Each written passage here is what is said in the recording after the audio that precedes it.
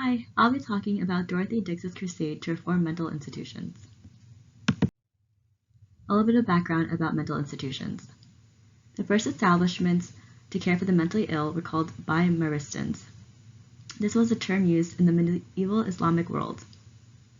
Then with the decline of the Muslim world, it led to a decline of institutions for the insane. During the medieval era, there was little care and concern for the mentally ill. Some places erected towers to house the mentally ill, which were called Fools' Towers. However, there was one institution dedicated for the mentally ill, the Priory of St. Mary Bethlehem, which later became Bedlam. Then in the 17th century, nobility used to have privately run asylums. And as I said, they were mainly used for nobility, and these were housed in St. Luke's Hospital and psychiatric wards at Guy's Hospital.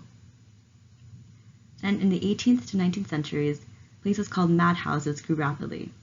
Well, these places had harsh conditions. There was poor treatment of the people. The people were placed with bars, chains, and handcuffs.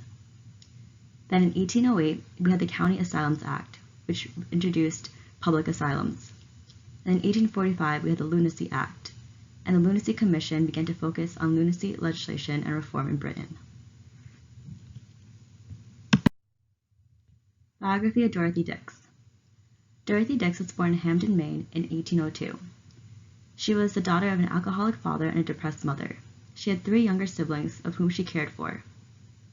Unfortunately, she was very lonely, but she was educated and she loved to read and write and learn.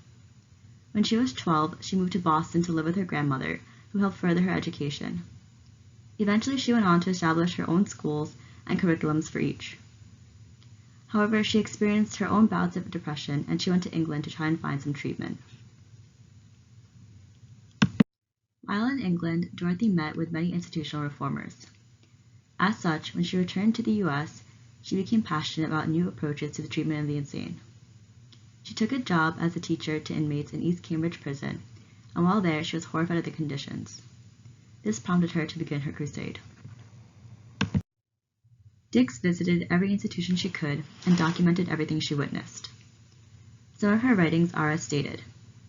About an institution in Lincoln, a woman in a cage.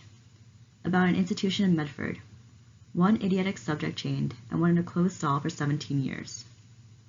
Her writings outraged the public and moved people to push for asylum reform. She demanded that officials take action toward reform.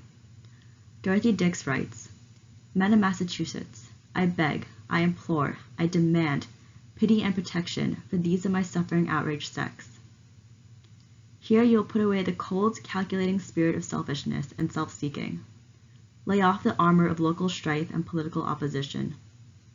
Here and now, for once, forgetful of the earthly and perishable, come up to these halls and consecrate them with one heart and one mind to works of righteousness, and just guardians of the solemn rights you hold in trust. Raise up the fallen, succor the desolate, restore the outcast, defend the helpless, and for your eternal and great reward, receive the benediction. Well done, good and faithful servants, become rulers over many things." She was successful in her campaigning and money was set aside to fund asylum reforms.